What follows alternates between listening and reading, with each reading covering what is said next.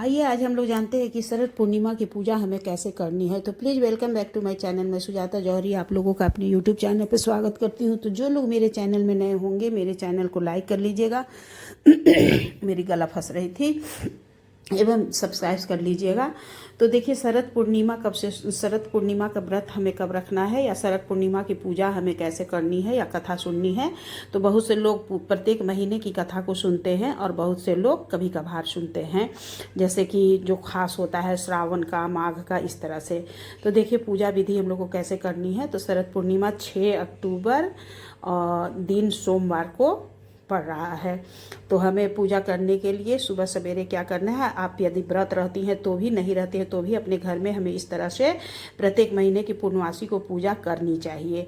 तो एक चौकी लगा लेना है, चौकी पर हमें पीले कलर का वस्त्र बिछा लेना है, उसके ऊपर हमें सत्यनारायण भगवान की फोटो मूर्ति को स्थापित कर देना है, और हमें गणेश भगवान को भी स्थापित करना है। गणेश जी की पूजा कहीं भी सबसे पहले होती है। आप लक्ष्मी गणेश दोनों को साथ में भी रख सकती हैं, या तो आप अकेले में भी गणेश जी को रख सकती हैं। उसके बाद हमें एक कलश स्थापित करना है। तो कलश में देखिए, कलश में हमें मौली धागा बांध लेना है, उसके बाद उस पर स्वास्तिक बना लेना है। फिर कलश रख करके हमें नीचे में चावल रख करके थोड़ा सा, उसके बाद कलश रख देना है, और कलश रखने के बाद से उसमें हमें पान का पत्ता, लौंग, इलायची, सुपारी और एक फूल, हल्दी का गांठ और एक सिक्का डाल देना है। उसके बाद उसमें पंचपल्लव लगा देना है। फिर एक कटोरी में हमें चावल रख देना है। उसके बाद उसके ऊपर आप एक नारियल रख दीजिए इस तरह से कलावा बांधकर, या तो फिर आप एक दीपक भी जला सकती हैं उसके ऊपर।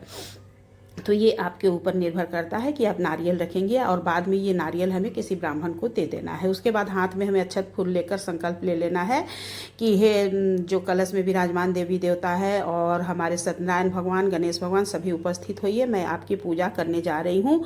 उसके बाद से हमें पूजा करनी है। तो सबसे पहले हमें सभी को आज जल से स्नान कराना है, पहले गणेश जी को, फिर उसके बाद से विष्णु भगवान सत्यनारायण भगवान को, और इस तरह से हमें स्नान कराने के बाद से हमें जनेऊ समर्पित करना है। तो एक जनेऊ गणेश जी को, एक जनेऊ यदि आपके पास है तो सत्यनारायण भगवान को भी समर्पित कर दीजिए, और नहीं है तो आप वस्त्र स्वरूप कलावा समर्पित कर दीजिए।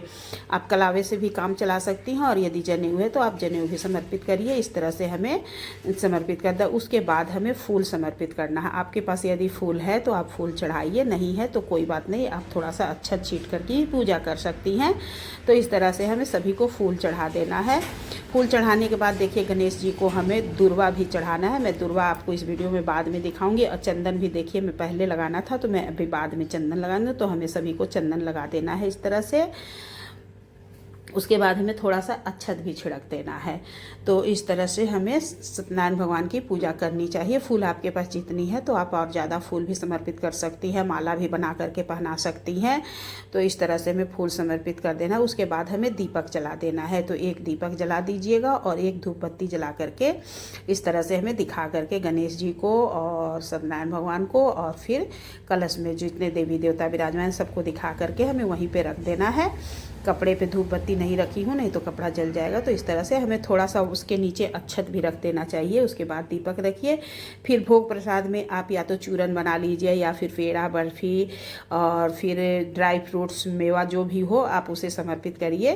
तो इस तरह से देखिए मैं पेड़ा बनाई हूँ तो पेड़ा समर्पित कर दी, और ये ड्राई फ्रूट्स है, थोड़ा सा ड्राई फ्रूट्स भी चढ़ा दी। और यदि केला आप मंगा सकती हैं, केला ज़रूर मंगा लीजिएगा। मेरे वीडियो में केला नहीं है। उसके बाद से फिर हमें सभी को आचमनी कर देना है। आचमनी करने के बाद से हमें हाथ में अक्षत और फूल लेकर के हमें सत्यनारायण भगवान की कथा को सुननी है। हाथ में अक्षत फूल लेकर कथा सुननी है।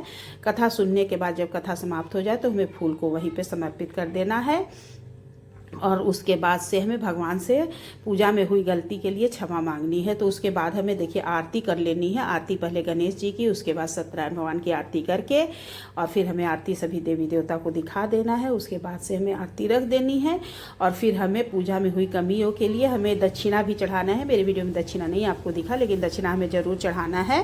पूजा में हुई कमी को पूरा करने के लिए दक्षिणा चढ़ाया जाता है। उसके बाद हाथ जोड़ करके हमें क्षमा प्रार्थना कर लेनी है कि हे सत्यनारायण भगवान, जो भी हमसे पूजा में भूल चूक हुई होगी उसे आप नादान बालक समझ करके क्षमा करिएगा।